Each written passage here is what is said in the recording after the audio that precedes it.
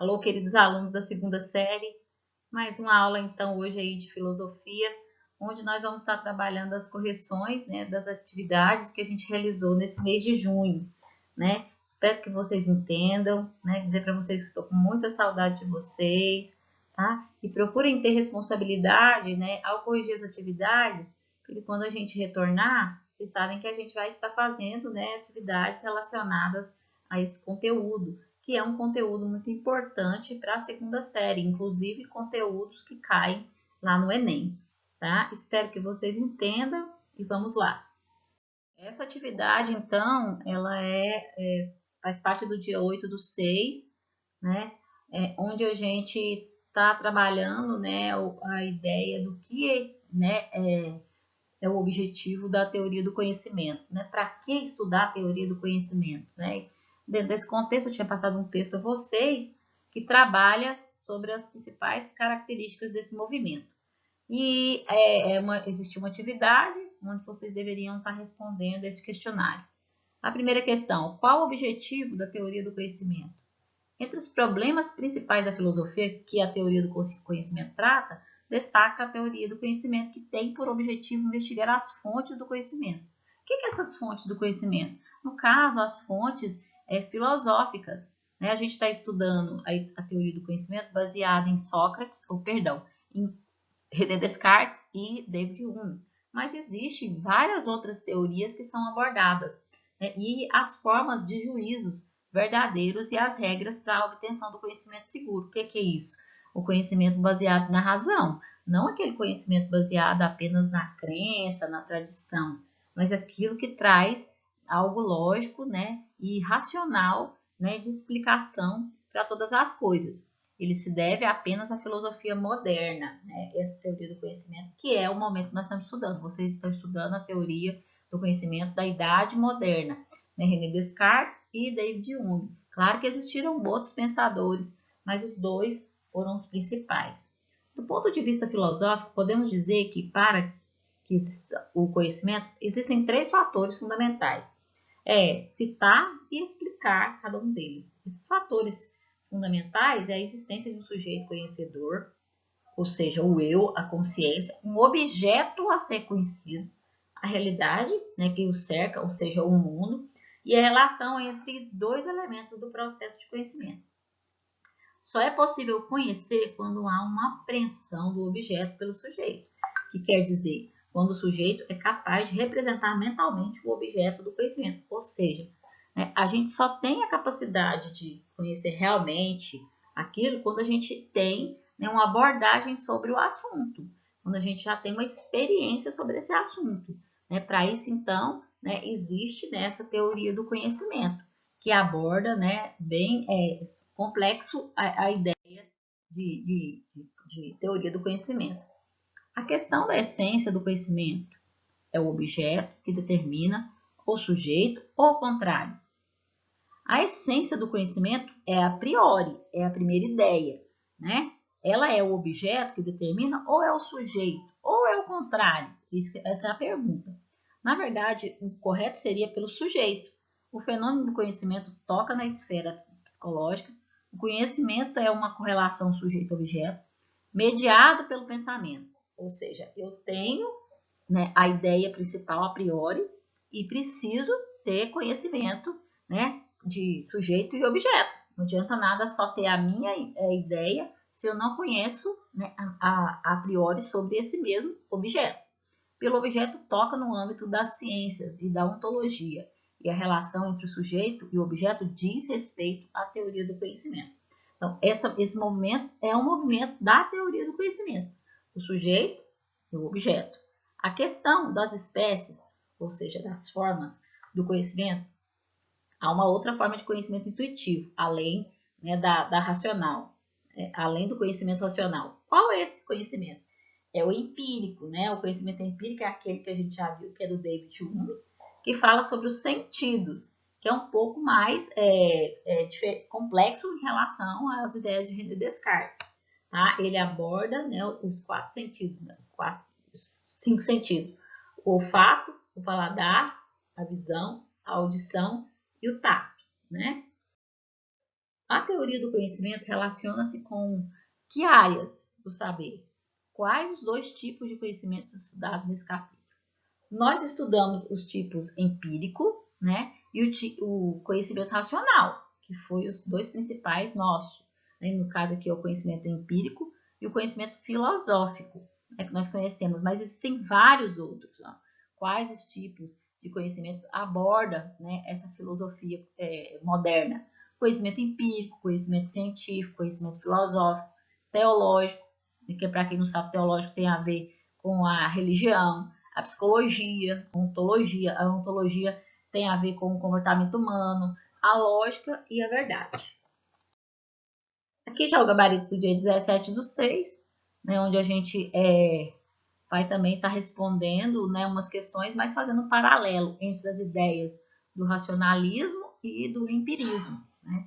Considerando a obra do discurso do método de René Descartes, e o fragmento do texto dela extraído, identifique o item incorreto. Né? Aqui é uma atividade de múltipla escolha, né?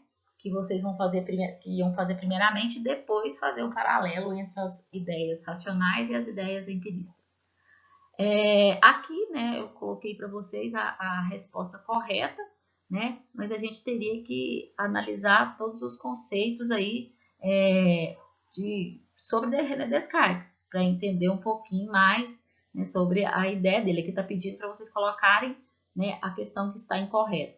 Né? No caso aqui, no conceito de eu cartesiano, inclui-se um pensamento e o corpo, em vez, né, de uma cadeia de dúvidas. A única certeza é que existe um ser pensante habitante, né, ou habitando um corpo. Para René Descartes não é. Existem vários movimentos, né, como a dúvida metódica, o cogito, né, e vários outros movimentos que ele criou, né, para, né, relacionar a questão da dúvida. Né, segundo a questão A, segundo Descartes, a cadeia de dúvidas só é interrompida diante do próprio sujeito, que duvida.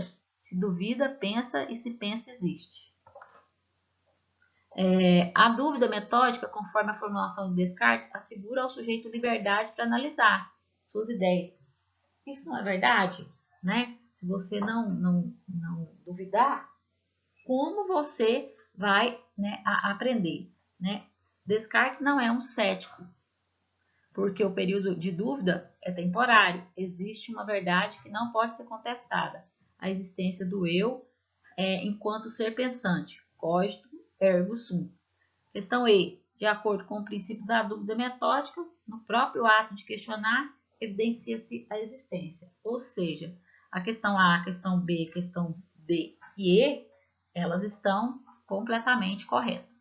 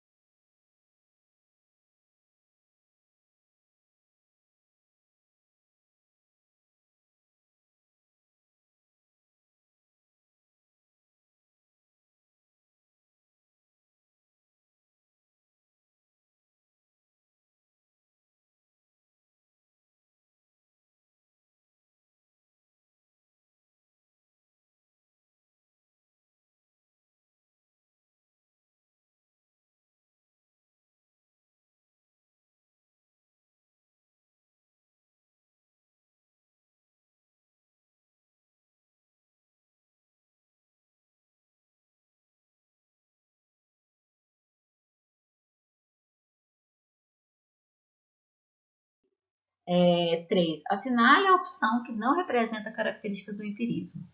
No caso aqui, a questão correta, né, seria a letra D. Mas vamos analisar a questão A. A razão.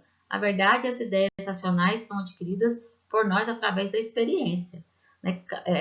o René Descartes, ele deixa isso bem claro, e a gente sabe que isso é uma ideia dele, não a ideia do empirismo, né? Já o empirismo, ele fala que a razão, ela pode estar vindo muito antes do nosso nascimento, que a gente já traz uma bagagem antes, né, de estar aqui, né? Então, ou seja, não é só com experiência, a gente já traz algo guardado no nosso inconsciente.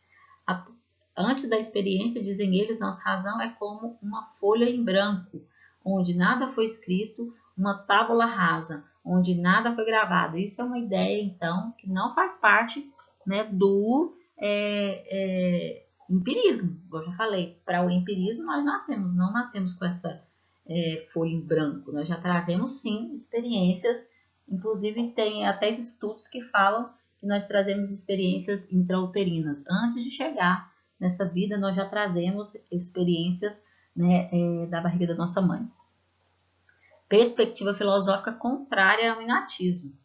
Não mesmo, né? Ele questiona, mas não quer dizer que ele é totalmente ao contrário, né, o empirismo. Então, por isso a questão correta, as sensações se reúnem e formam percepção, no entanto, essa percepção está presente em nossa bagagem hereditária, ou seja, experiências anteriores. Diante das informações do texto acima, cria um paralelo entre as ideias do racionalismo e do empirismo. Aqui eu criei mais ou menos um texto, né? Espero que o de vocês entrem em acordo com esse aí, que é mais ou menos dessa forma que deveria ser feito. O racionalismo e o empirismo são escolas de pensamento em busca de explicar a forma como os seres humanos adquiriram conhecimento. Por isso, teoria do conhecimento. Porém, elas têm filosofias fundamentalmente opostas. Enquanto o racionalismo afirma que a fonte do conhecimento é a razão, o empirismo alega que é a experiência sensorial. Olha aí a diferença principal dos dois. Conhecimento racional para o racionalismo, né, e a experiência sensorial para o empirismo. O racionalismo tem como principal objetivo teorizar o modo de conhecer os seres humanos, não aceitando qualquer elemento empírico como fonte de conhecimento verdadeiro. Então, o racionalismo ele aborda apenas questões lógicas, diferente do empirismo. Para os racionalistas, todas as ideias que temos têm origem na pura racionalidade, o que impõe também uma concepção inatista, isto é, de que as ideias têm origens inatas no ser humano, nascendo conosco em nosso intelecto e sendo usadas e descobertas pelas pessoas que fazem melhor uso da razão. São considerados filósofos racionalistas o René Descartes, o Baruch Spinoza e o Hayden Leibniz. Enquanto os empiristas afirmam que todo o conhecimento humano advém das experiências e que as ideias somente surgem em nossa mente após as vivências. Os racionalistas afirmam que o conhecimento humano verdadeiro é puramente intelectual e que as estruturas cognitivas funcionam separadamente das estruturas corpóreas, admitindo inclusive a existência de ideias inatas. O que são essas ideias inatas? Ideias que não têm muito a ver, né, com a nossa realidade.